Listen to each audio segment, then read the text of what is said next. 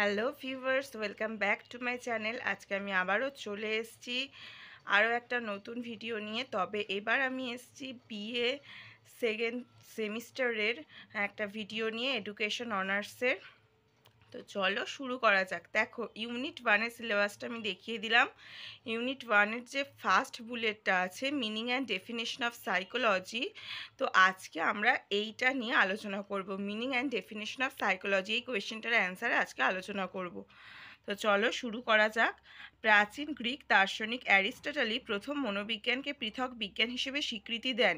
Greek ভাষায় psyche শব্দের অর্থ হলো আত্মা এবং লোগোস শব্দের অর্থ বিশেষ জ্ঞান। তাই সাইকি ও লোগোস এই দুটি শব্দের মিলনের উদ্ভবে সাইকোলজি বা মনোবিজ্ঞানের সংজ্ঞা হলো আত্মার বিজ্ঞান।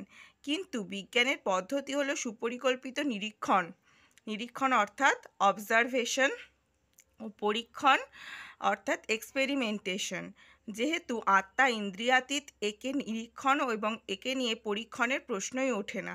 তাই মনোবিজ্ঞান হলো আত্মার বিজ্ঞান। এই সংজ্ঞাটি স্বভাবতই পরিত্যক্ত হলো।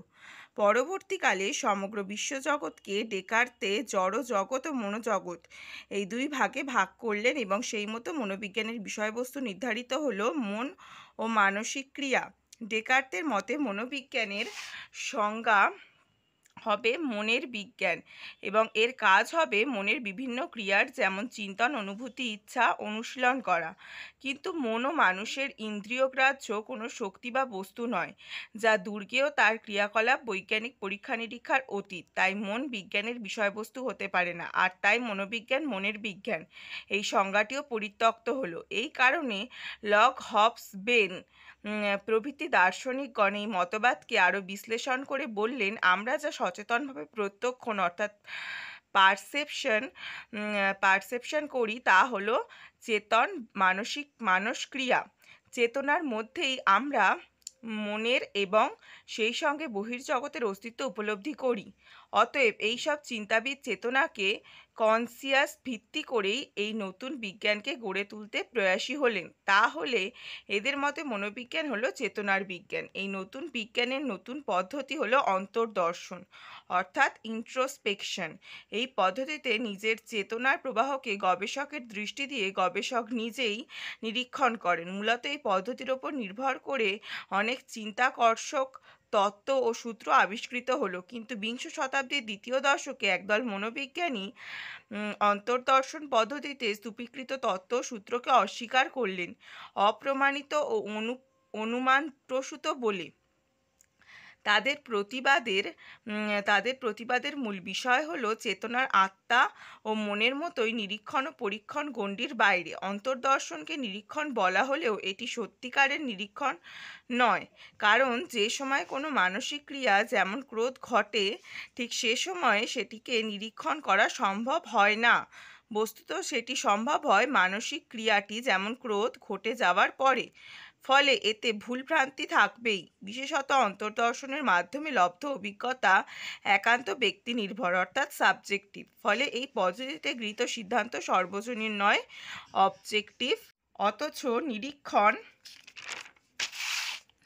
ও পরীক্ষণ লব্ধ জ্ঞান সর্বদাই নৈর্ব্যক্তিক বা সর্বজনীন অর্থাৎ অবজেক্টিভ। এই মনোবিজ্ঞানীরা মনোবিজ্ঞানের একটি নতুন সংজ্ঞা দিলেন। তাদের মতে মনোবিজ্ঞান হলো প্রাণীর আচরণের অর্থাৎ বিহেভিয়ারের বিজ্ঞান।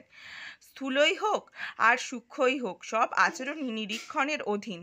সুতরাং প্রাণীর আচরণের স্বরূপ বিশ্লেষণ ও সেগুলির অন্তর্নিহিত মৌলিক সূত্রাবলীর উদ্ঘাটনই মনোবিজ্ঞানের মুখ্য কাজ।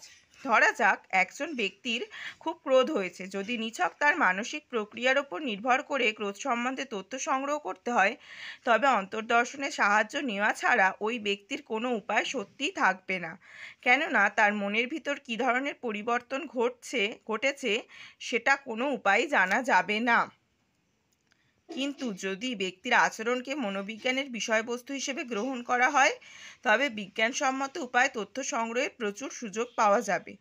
লোকটি রক্তচক্ষু, চিৎকার, আস্ফালন প্রভৃতি বাহ্যিক আচরণ নিরীক্ষণ করে রেগে যাওয়ার স্বরূপ সম্বন্ধে প্রচুর নির্ভরযোগ্য জ্ঞান লাভ করা যেতে পারে। আর এই নিরীক্ষণ প্রক্রিয়াটি যদি বিজ্ঞানসম্মত উপায়ে আরও উন্নত করে তোলা যায়, তবে ক্রোধ সম্বন্ধে বহু সূক্ষ্ম তথ্য আমাদের হাতে এসে পৌঁছাবে।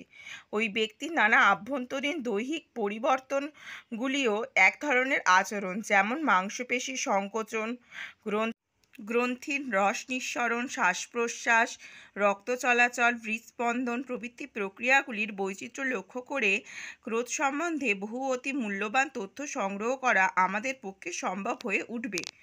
অতএব দেখা যাচ্ছে মনোবিজ্ঞানের সংজ্ঞা ক্রমবিবর্তনের বিভিন্ন স্তরে বারবার বদলে গেছে। মনোবিজ্ঞান প্রথমে ছিল আত্মার বিজ্ঞান, পরে হলো মনের বিজ্ঞান, তারপরে হলো চেতনার বিজ্ঞান এবং আধুনিককালে হয়ে দাঁড়িয়েছে আচরণের বিজ্ঞান। তো আজকের ভিডিওটা এই পর্যন্তই। ভিডিওটা ভালো লাগলে অবশ্যই লাইক, কমেন্ট, শেয়ার করো এবং আমার চ্যানেলটা অবশ্যই সাবস্ক্রাইব করো। বিএ এডুকেশন অনার্সের যে কোনো ভিডিও পাওয়ার জন্য। এছাড়াও আমার চ্যানেলে এইচএস বিএডের ভিডিও আমি আপলোড করে থাকি। তো থ্যাংক ইউ ভিউয়ার্স, আজকের ভিডিওটা এই পর্যন্তই।